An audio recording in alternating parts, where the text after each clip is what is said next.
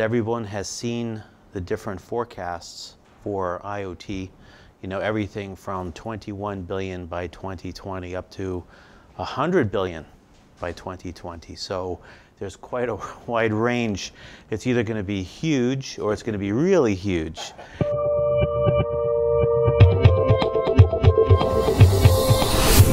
I'm Marc Naddell with MediaTek. I'm here to talk to developers and help them identify the right product to drive their success with their IoT device. And come check us out at MediaTekLabs.com and find the right solution for your next commercial project.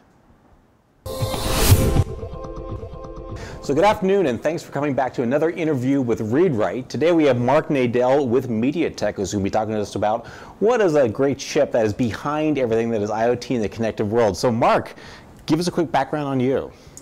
Okay, my name is Marc Naddell, as Chris has said before. I'm the Vice President of MediaTek Labs. I'm based in San Jose. MediaTek is a leader in consumer electronic chipsets, a fabless semiconductor chipset provider, leader in several domains such as digital TV, smartphones, tablets, CDs, CD players, DVD players, Blu-ray, networking equipment like Wi-Fi, gateway, gaming controllers. So not really a consumer brand, but in the business-to-business world, especially with device makers, they're one of the world leaders. Over 11,000 employees located in 12 different countries, 27 offices, and it's great to be here working on IoT and wearables and talking to Chris. Well, great. You're one of these guys behind the guys that people use but don't actually know that. Right. So let me ask you a question. You guys have been in the industry forever. You powered all these generations of electronic devices. When did you realize it was time to start moving into IoT? And what are the benefits that you think, with your experience, you bring to that? So MediaTek is a high volume player in every industry that we serve. We're typically the high volume leader. For example, last year, there were over 1.5 billion devices that shipped with MediaTek chipsets inside. So that being said, everyone has seen the different forecasts for IoT, everything from 21 billion by 2020 up to 100 billion by 2020. So there's quite a wide range. It's either going to be huge or it's going to be really huge. So as a volume leader, of course, that piques our interest.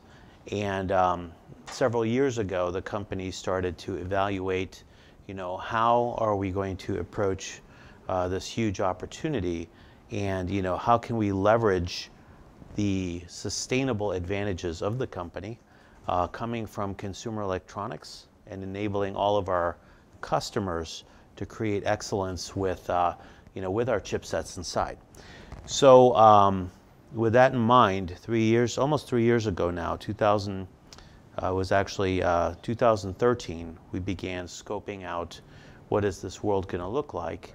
And within 2014, in September, we launched MediaTek Labs, which is a dedicated organization to create offerings and provide support and recruit partners to enable developers who are innovating and want to create commercial grade products to adopt our chipsets, do their proof of concepts, take that forward to using modules and doing their prototyping and piloting, and then using our supply chain of partners to commercialize their products. We're seeing a lot of that, aren't we, now, with manufacturers who are starting to extend those services back and forward from the actual fabbing of these products, because as we go into this connected world, just slapping out a chip's not enough anymore, is it? That's correct. You have to actually know which chip is the best fit, and not just the best fit for your proof of concept, but also something that will take you to success once you've commercialized it. And that's another aspect that MediaTek was able to lock onto, is how they became a volume leader is by integrating out a lot of discrete parts into systems on a chip, SoC, solutions on a chip. And that integrated a lot of firmware and a lot of hardware capabilities into a single unit, which reduces size, reduces energy consumption, and also reduces cost.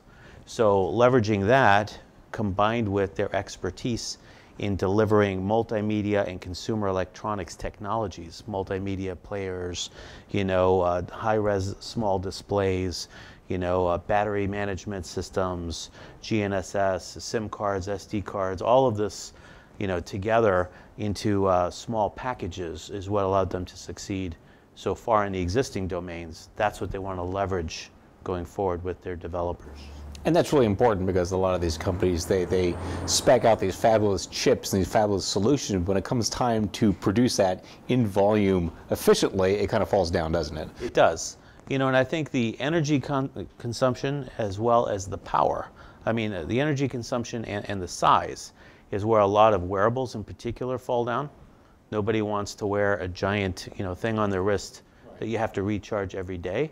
They want something that is the right fit, whether it's a man's wrist or a woman's wrist, and something that you can recharge once a week or even less frequently. Sure. So I have a Pebble and not an Apple Watch on my wrist for that very reason.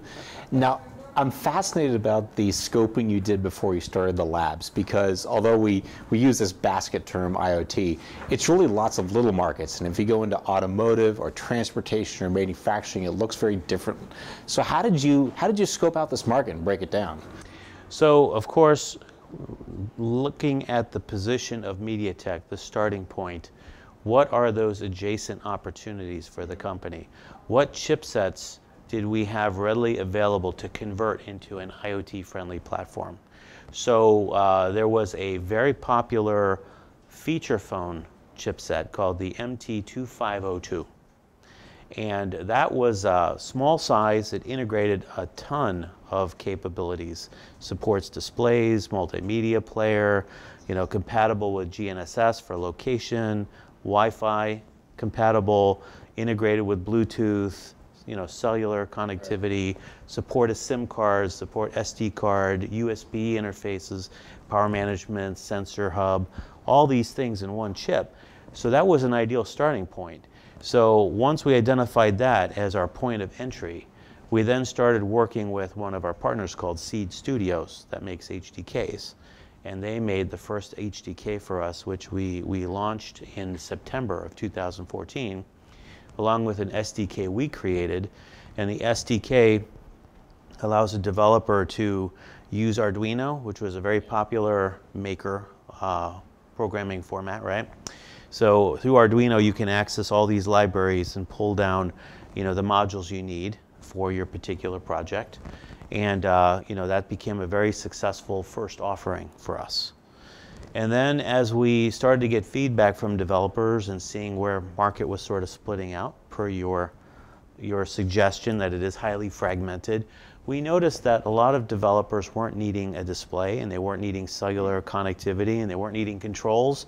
They were trying to just wirelessly connect some indoor product through Wi-Fi. So that's why we picked one of our other chipsets, the 7681, and we created a module for the 7681 that can be easily incorporated into a project. It's for very simple, low cost, small size. Things like you might think of a smart door lock, a smart power outlet, a smart appliance without a display of some kind. A smart lamp would be another good example, right? A smart light bulb. So any of those kinds of things that can be easily, configured through your Wi-Fi portal and controlled through your smartphone or a wearable. And so we introduced that. And that was introduced, let's see, it was early 2015, second quarter 2015. And then by the end of the year, we'd introduced a third product called Linkit Smart 7688 Duo.